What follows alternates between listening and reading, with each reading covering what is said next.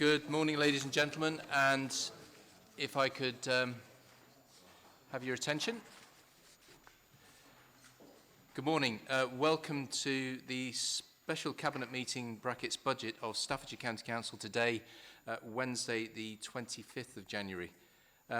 First item on the agenda is apologies for absence. Mr Bradbury, do we have any apologies for absence? Good morning, Leader. No, I'm not in receipt of any apologies. Could I offer the apologies for Councillor Mark Sutton, who's away on family business?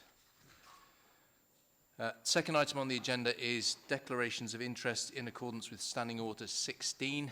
Does anybody have any declarations of interest? For the record, nobody's indicating. The third item on the agenda is the medium-term financial strategy 2023 to 2028. Before I invite Councillor Parry to speak, I'd just like to make members aware that we have Councillor Greatorex, who is the chairman of the Scrutiny Committee overseeing the oversight of the MTFS. Councillor Greatorex, could you just introduce yourself to the meeting and the function that you've performed over the past few months for us, please? Yep, okay. As you've introduced, I'm chairman of the MTFS group, which is part of corporate review. And for the last year, we've been scrutinising really three particular elements of the budget. One, the preparedness for the reserves, whether the reserves are adequate. Secondly, the capital programme.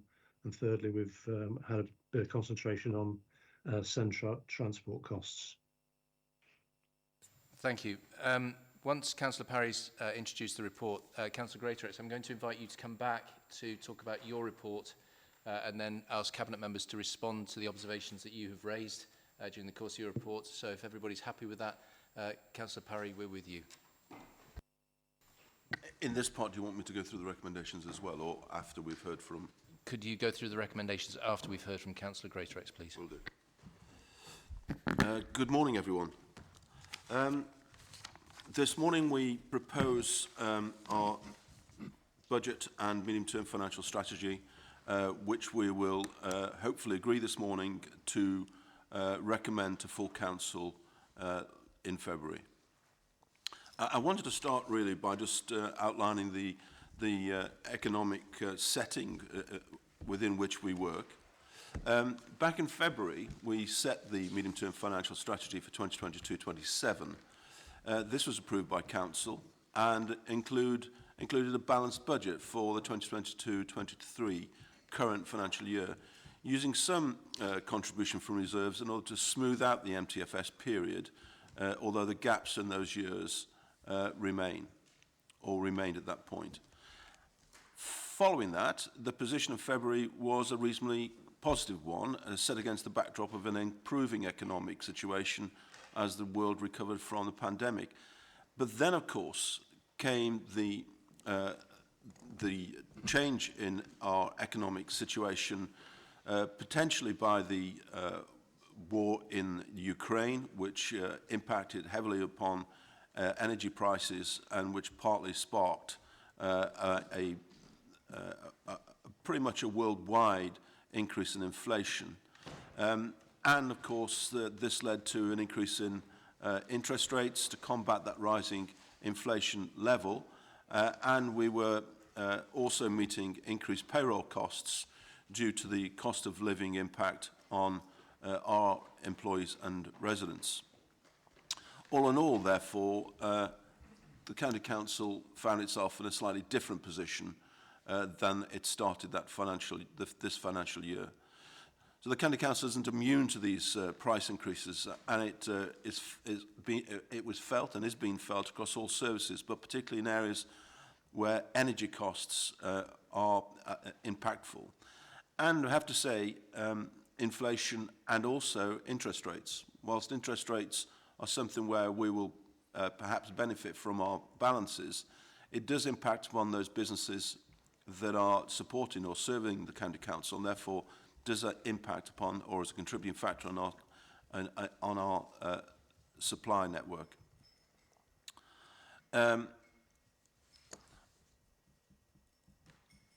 So overall, our plan, therefore, is to ensure that our budget setting is good and balanced.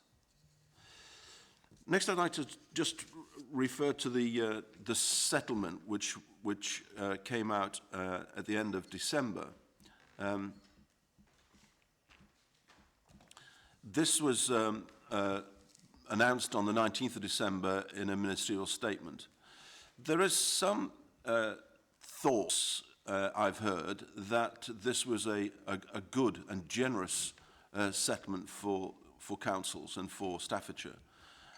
I would say it was a not as bad as we expected settlement rather than a generous or good settlement, and that there are still significant challenges that will require central government consideration.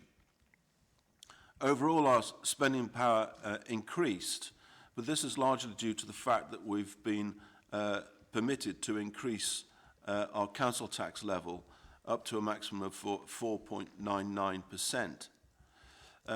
As local government Conservatives, of course, we're not keen on council tax as aggressive tax that is paid by everyone irrespective of their ability to pay.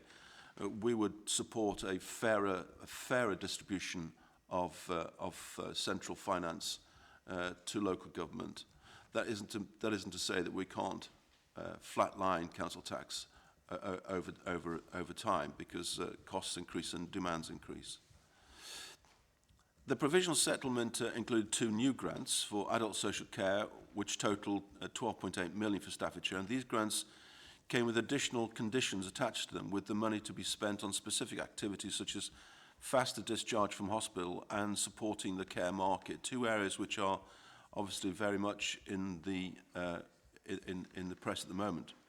The social care grant has also been extended, providing an additional £22 million to Staffordshire, with a total grant allocation of 56.7. This funding can be used for both children and adults. And again, that's not to say that this is in any way solved the growing pressures and concerns that we all have on social care and the ability to meet the government's commitment to do something about the cost of care and care caps, etc. This problem, therefore, even with this funding, has not gone away, and there will be there will be a need nationally for the government to intervene further in the cost of care if this is going to be resolved. In addition, there is a number of other general funding streams which came from the settlement, which have contributed to the 2023-24. The core services grant continues at a reduced amount of 3.9 million. New homes bonus continues at a 1.18 million, and the revenue support grant is inflated and will attract CPI rate inflation for 2024-25 also. So, I just wanted to turn now, if I may, to the pressures upon the budget that we are facing. Services within the council have made great efforts to mitigate their own spending pressures in order to maintain a balanced budget. The impact on our communities has been currently considered, and we've shown this within the report. Inflation, sorry, my screen's misbehaving. Inflation, as mentioned earlier, is having a significant impact on the council. This affects all services, particularly as being felt by services which use energy either for heating purposes or for fuel and transport. Construction materials are also increasing significantly in price, and this has affected highways and property services. Market pressures are impacting on all services which providers are seeking to increase charges as pay and costs of living increases occur. For this reason, the standard inflation assumption in the MTFS has been increased to 4% from 2% in the current year. Any contractual increases over and above that level will be honoured. In addition to rising prices, there's also inflationary pressure on pay, with the assumption that this will be an increase of around 4% in 2023-24, and the total inflation is therefore 26 million more than we assumed at the start of the year. Health and care is facing cost pressures from rising demand for service, in particular home care, and the increased prices of care due to inflation, in a large part as a result of uplifts in national living wage. The delay to implementing the social care reforms, as we heard just before Christmas, is welcomed as the reforms are forecast to cost the County Council millions if they were fully implemented, millions more than we could possibly afford as budgets presently stand. There is more detail to be understood on this in terms of what the reforms mean and why and when the delay will move forward. So that is something we need to bear in mind, that this issue of care and cost of care, care caps, etc., has not gone away. Health and Care continues to make progress towards delivery of the planned savings in the MTFS for 22-23 following the pandemic, which delayed savings plans. The Director has also got a good track record in identifying alternative savings should any become delayed or unachievable. The Children and Families Directorate's current plans and new options continue to be dominated by the transformation of the children's system, specifically against a backdrop of rising costs and constraints on funding, workforce transformation, including a shift to community-supported local models. The children's social services being transformed to enable a whole system approach, bringing together children's social care, SEND and inclusion. The place-based approach and commissioning is the future for that service. It is intended and it is essential for the delivery of revised practices, cultures that underpin the necessary MTFS savings and stabilisation of SEND. However, there is a risk that the number of children needing our help will increase beyond the levels which we've assumed in the MTFS. Due to pressures being felt across both adults and children's care markets, an amount of 15 million has been allocated to address these during the 2023-24. This funding will be allocated by Cabinet as pressures arise during the year. So this year we have allocated more than we have in previous years to an unprecedented level of over £400 million for care within the county. Looked at me there. I thought I'd misquoted then. Finally, just sorry, not quite finally, but I wanted to just touch on the reserves position with the council. That is something which I know was very much in the focus of our MTFS working group.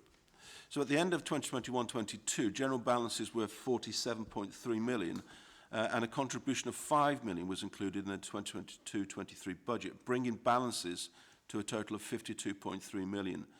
The pandemic proved the importance of holding balances against uncertainties. The risk assessment considers the uncertain future of the economy and funding outlook and the risks surrounding the financial plans which are set out in our report. It is quite clear that in several areas, such as adult social care, looked after children, and the level of risk facing the council has increased significantly. In addition, the lack of clarity around future funding levels has also been taken into consideration. The assessment, therefore, has concluded that in excess of 55 million is deemed to be appropriate level for reserves for the council. Alongside this review, the level of contingency has also been assessed and included in the MTFS at a level of 15 million to reflect the increased risks facing the council at this time. Any unused sums in that separate contingency will be used to increase general balances in line with the risk assessment. So along with our reserves, we are also working hard to continue to save where we can, to be more efficient, to dig deeper into the organisation to see where we can transform and improve services to generate greater economy and effective service. Overall, therefore, we're pleased to say that we have a balanced MTFS across the 5-year financial period, and that we will be proposing this to full council. Before finishing, I just wanted to also reference the fact that we have invested within the MTFS in infrastructure, in job creation, in employment sites, in schools refurbishment and maintenance, significant increases across the board, in addition to the recently announced Levelling Up Fund, which will also be spent on important strategic infrastructure that will support the economy and community of Staffordshire. So overall, the proposition, the plan, the medium-term financial strategy and the budget present a very, first of all, a balanced and safe budget, one that is sustainable, one that delivers good investment for the county, supporting the county's economy, supporting the most vulnerable people in the county in terms of our care budgets.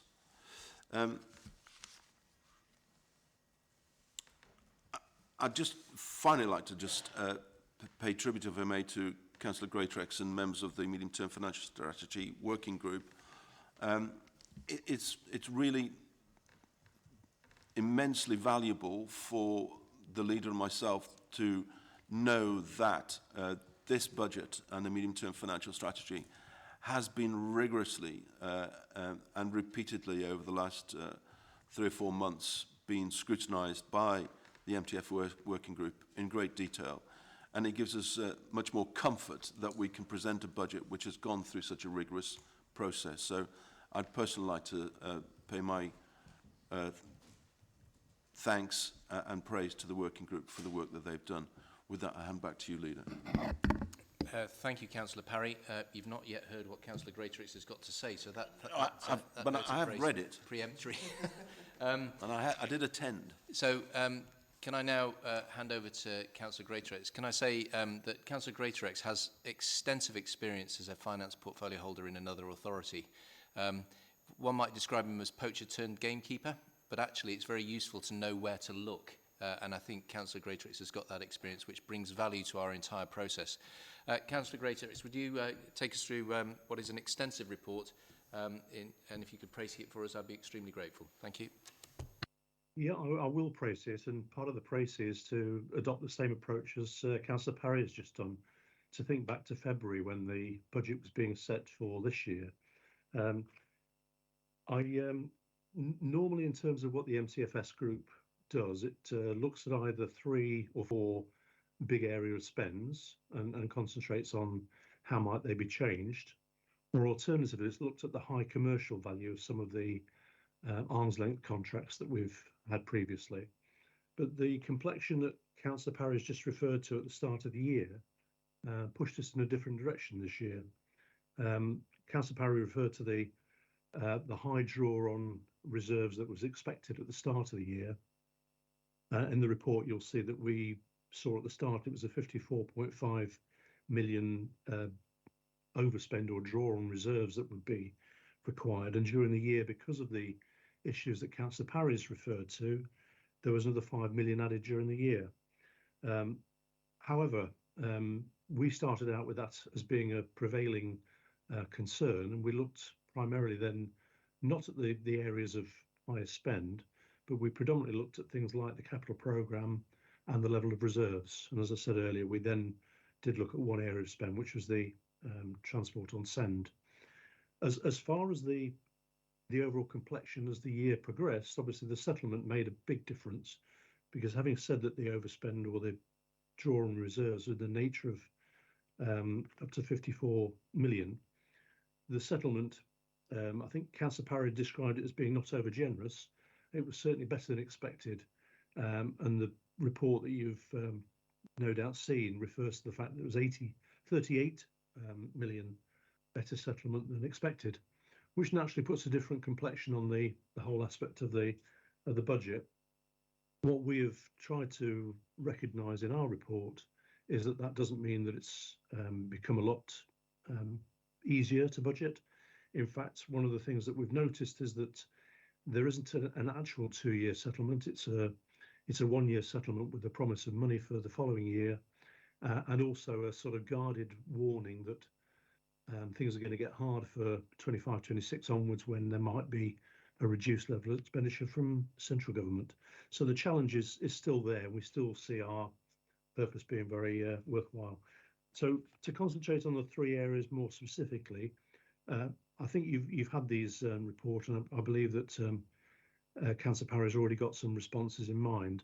But as I mentioned earlier, we've concentrated on the capital programme, and the prevailing thought that we had there was that we would like to see a better coordination of effort and a joint working with the districts and boroughs, looking at where Section 106 monies might be used, and strategically looking at disposal of those assets that fit objectives that allow either the county authority or the boroughs or districts to move forward a lot quicker.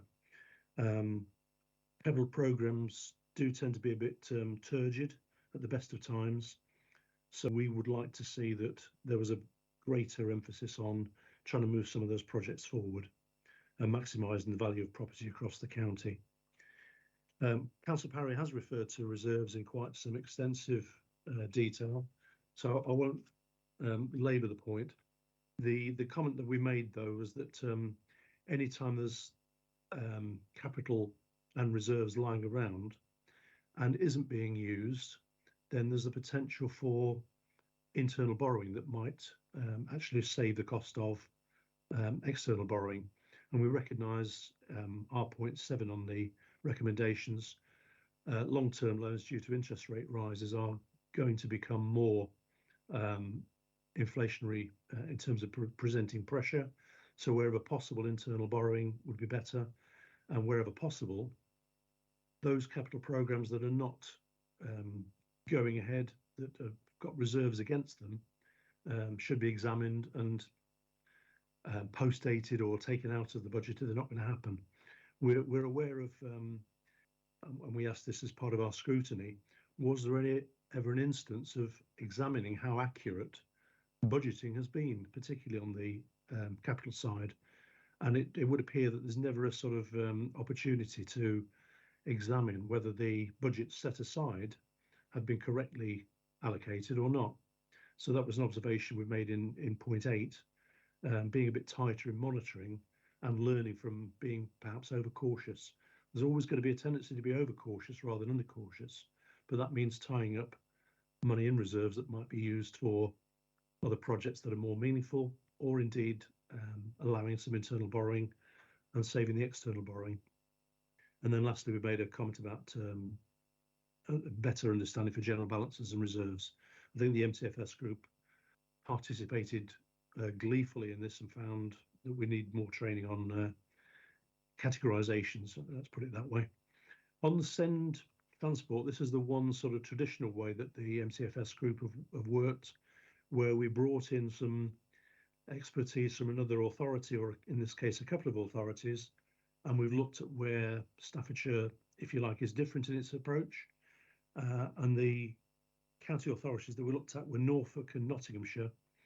And I best describe the difference as being somewhat cultural in terms of education of parents, whereas the Staffordshire approach is to say that send is a legal obligation. We are mandated to provide transport, and we have to be obliged to speak to parents and try and accommodate their requests wherever possible, whichever location I might choose. The approach with Nottinghamshire and Norfolk we have found is that they start out with a training exercise, and all parents go through a training obligation to look at other means of getting children to school other than relying on the local authority. And that naturally enough means that the number of cases where people are demanding of the local authority to pick up the tab is significantly reduced. So we made those observations to Jonathan when he attended the meeting, and with officers since. We also recognise that there's a desire to get more mainstream education to provide for special needs children, which would reduce potentially the cost of the transport element. And again, we would like to see things moving a little bit quicker on that. We understand it's part of a next year budget. We would like to see some of the things happening sooner, and certainly trying to accommodate in mainstream would be a win-win as soon as that is possible. and we can't see the need for waiting till next year to do that if it's at all possible to do it sooner. Similarly, with some of the technology, I am a bit of a finance expert, but I'm also a bit of a stats expert and computerized systems. It concerned me and others that we have a once in a while re-examination of the routing rigor, the systems that are used for routing children. And now I would have thought that we need to do that at least once a year, every September, because every September there's a new intake of children, and therefore new routes need to be redesigned. And we just thought that it was better to use whatever opportunities there are for system support and look at the systems more often to look at where potentially you can get route improvements. I think they were the main three areas, but we also made some other observations, one carrying forward from last year. We went to the Day in the Life training, and all members of the MTFS group said, well, we still think that we're not good at closing out children in care cases, and could we do that more systematically? And then lastly, on point 81, I'll just highlight that we foresee climate change being an opportunity not just to comply with some of the targets on climate change, but also to reduce energy costs and save budget and improve the finances of the authority. That's it for me, Chairman. Thank you very much indeed, Councillor Greatrix. A comprehensive piece of work on the part of the Scrutiny Committee. To Cabinet colleagues, does anybody have anything by way of response to anything that Councillor Greatrix raised in particular? Bearing in mind we absorb those comments as part of the process. Councillor Price. Yeah, no, thank you both to Councillor Parry and Councillor Greatrix. Really, really useful, and I was really pleased when I was called in as well to discuss particularly home to school transport and send transport, which is a big budgetary pressure for us as an authority. So as you're aware, we brought a paper recently to Informal which discussed the three work streams around home to school transport in particular, and one of those is the route planning software that Councillor Greatrix has just mentioned, which is the Q route software. That is already in place. That helps us. Any new educational healthcare plan that comes forward, not only is the SEND key workers prepared on how to use that system, but we also review every new route as well, and that's working well, so that's already in place. Obviously, work stream 2 talks about policy around post and pre-16, and we're currently working on that. And then work stream 3 is about delivery and future delivery for home to school transport. We have approached a consultant now, which I believe is coming on board, and that consultant will have approximately 6 months to commence the work and then bring something forward about how we could look at our future delivery models around home to school transport. A couple of other quick points as well for me.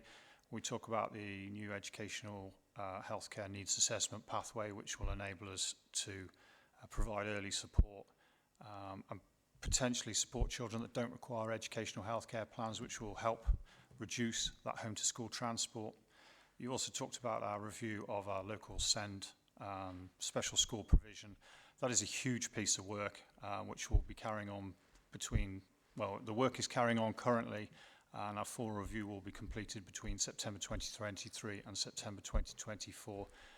We have to talk to various schools, work out where the best location are for these mainstream provisions on site. The hope is that we will then enable parents to have provision within county, closer to home, and that again will also help us reduce our home to school transport costs. Thank you. Thank you. Councillor DeVille.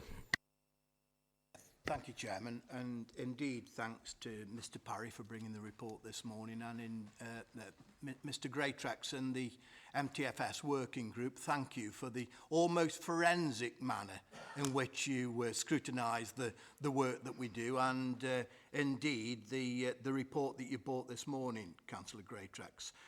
Couple of points, if I may, Chairman, that were raised rightly by the MTFS working group. Firstly, Councillor Greatrix, around asset disposal.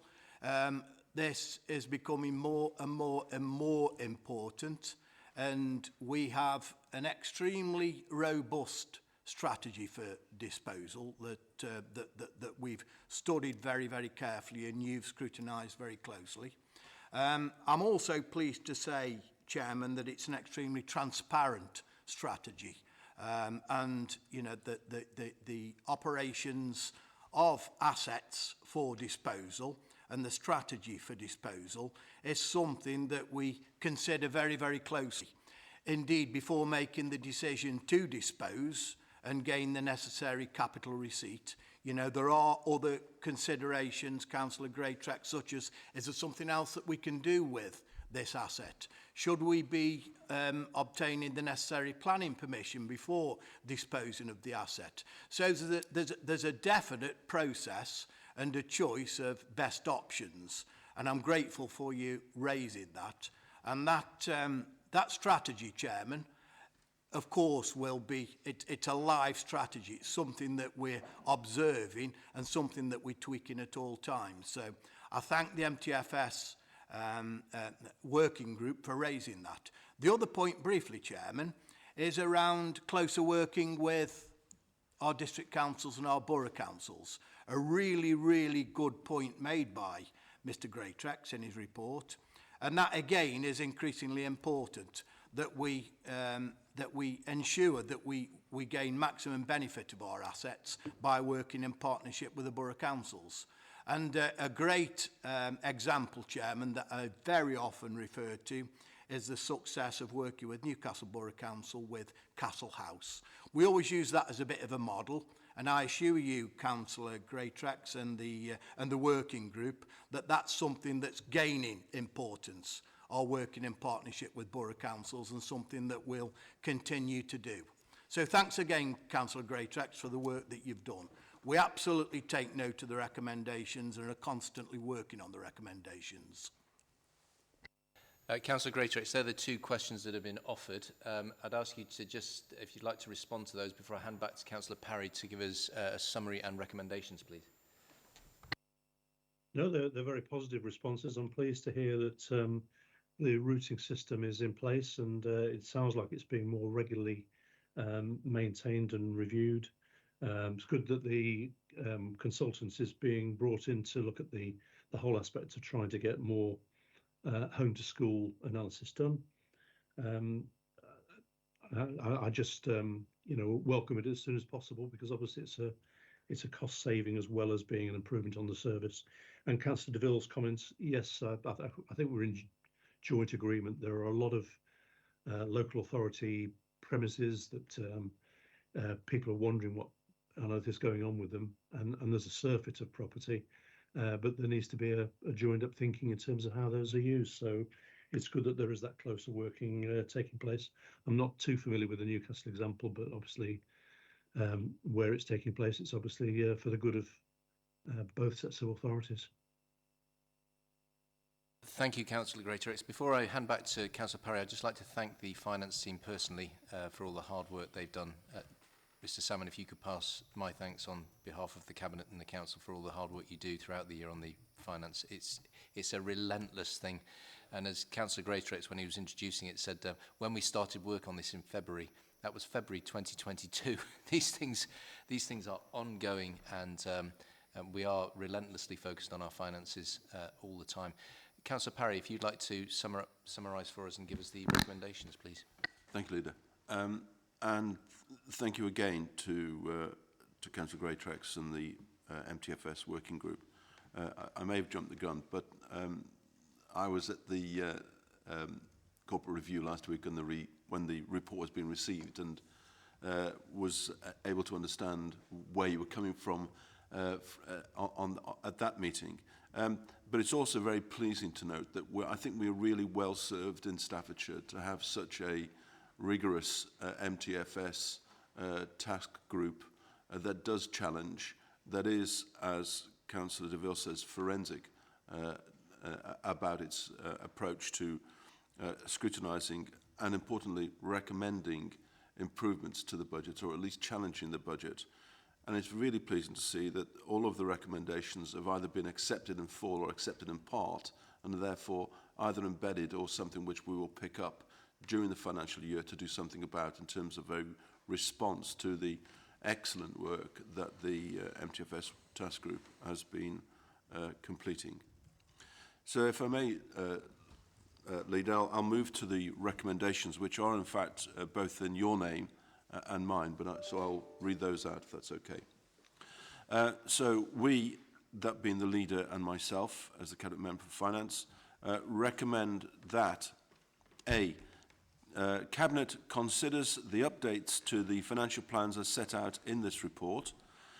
Note the comments of the Director of Finance on the adequacy of reserves and robustness of the budget, that the County Council be asked to take note of these comments when considering the budget and council tax.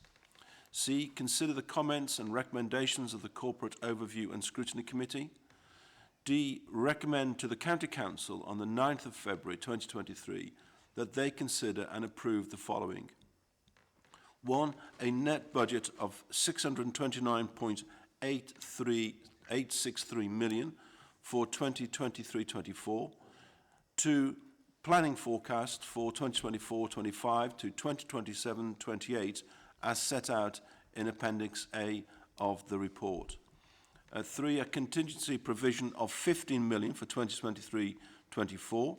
A net contribution from reserves of £2.116 million for 2023-24, and therefore a budget requirement of £627.747 million for 2023-24. A council tax requirement of £432.196 million for 2023-24. Just a correction, please. D1, it's a net revenue budget of 649,663,000. I got the wrong numbers. And a budget requirement of 647. Yeah. Apologies, wrong numbers. So if we can just correct that for the record. Eagle eyes. I'll go back to, so we approved to the County Council on the 9th of February a net budget of 649.663 million. And the rest, as I read earlier, down to 5, a budget requirement of 647.555 million, a council tax requirement of 432.196 million, and that a council tax band D of 1,471.23, you wish. That could hurt. Which is an increase of 4.99 when compared to the 2022-23 year. This results in a council tax for each category as set out in the table below. And that is printed in the report, but it does show that the band D is £1,471.23. 5, that the Director of Finance be authorised to sign the precept notices on the billing authorities respectively liable for the total precept payable, and that each notice states the total precept payable and the council tax in relation to each category of dwelling as calculated in accordance with the statutory requirements. 5, that the financial health indicators set out are seen in Appendix 10. E, recommended to the County Council on the 9th of February that they will consider and approve the following recommendations which are included in the Capital Minimum Revenue Provision Strategy 2023-24, the Treasury Management Strategy 2023-24, and the Commercial Investment Strategy 2023-24, which appear in Appendices 9A to 9C. And 1, approve the minimum revenue policy for 2023-24 as contained in the Capital and Minimum Revenue Provision Strategy 23-24, seen in Appendix 9A. 2, approve the prudential indicators as set out within the Capital and Minimum Reserve Provision Strategy 23-24, seen at Appendix 9A. Approve the 23-24 Treasury Management Strategy based on the 2021 CIPFA codes and the 2018 MHCLG, now DLUHC, DULUC, guidance on local government investments on a minimum financial revenue provision. 4, adopt the annual investment strategy detailed in paragraph 63 to 109 and Annex A and Annex B of the Treasury Management Strategy. And 5, approve the policies on reviewing the strategy, the use of external advisors investment management and training and the use of financial derivatives as described in paragraphs 110 to 120. Approve the proposed borrowing strategy for the 2023-24 financial year, detail in paragraphs 41 to 46 of the Treasury Management Strategy. 7, the Treasury Management Strategy recommendations will operate within the prudential limits set out in Annex C of the Treasury Management Strategy and will be reported to the Cabinet Member for Finance with respect to decisions made for raising long-term loans, early loan repayments and loan rescheduling. Approve the Commercial Investment Strategy for 2023-24 and note the circumstances under which commercial investments can be made. 9, approve the governance arrangements that are in place for proposing and approving commercial investments. 10, approve a maximum quantum for commercial investments of a further £20 million in 23-24. 11, approve a maximum limit for the individual service investment loan of 10 million, 23-24. And 12, any upwards change in the amounts of the limits specified in the recommendations 10 and 11 be delegated to the Director of Finance in consultation with the Cabinet Member for Finance and Resources. F, that the Director of Finance be authorised to adjust the contingency provision to reflect any grant or local taxation changes announced in the final 23-24 local government settlement. And probably my favourite one, G, that the Cabinet Member for Finance and Resources and the Director of Finance be authorised to challenge Cabinet, the senior leadership team and services to manage and deliver the current 5-year plans and to identify further cost reductions and income generation opportunities as appropriate. I therefore move. Kerry, did you get all that? Do you want me to do it again? I can do it slower. Thank you, Councillor Parry. I'm just checking if anybody needs that to be read again. Oh, Councillor Wilson, you do. Yeah. Listen, these recommendations are extremely serious, and for me, being a councillor these 20 years at Lichfield District and as long as I have at the County Council, I really do recognise that our responsibility to make sure that council taxpayers' money is well spent is extremely important. And I give you all who may be watching this or perhaps come to this later, the assurance that this Cabinet is determined to make sure that your money is spent efficiently. We do not take lightly at all the demand for money to run our services. And that's why we work tirelessly to ensure that that money is well spent. That is why we ask Councillor Greatorex and his team to run a slide rule over our plans and our efforts to make sure that that money is efficiently spent and offer him the opportunity to present his findings to this group, this Cabinet. We move forward now to full council, where this will be presented to full council because it is full council that makes the decision, not us. We just recommend it to full council. But I just want to leave it, having heard Councillor Parry's recommendations that he's read on both our behalves, with the assurance of how seriously we take this and how important it is that we continue to deliver efficiently for the people of Staffordshire. You've heard the recommendations, ladies and gentlemen. All those in favour? Agreed. The recommendation is approved.